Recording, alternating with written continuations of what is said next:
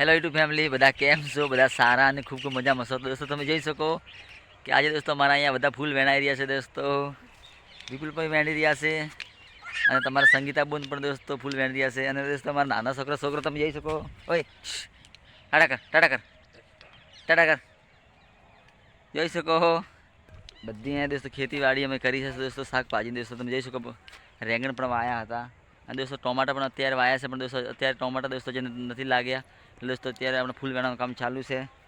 તો હું તમને એવો કહેવા માંગી રહ્યો છું દોસ્તો કે અત્યારે મારા મહિનાથી દોસ્તો બ્લોગ વિડીયો નથી આવતા, તો હવે ત્યાં આપણે કાયમી દોસ્તો બ્લોગ વિડીયો આવતા રહેશે.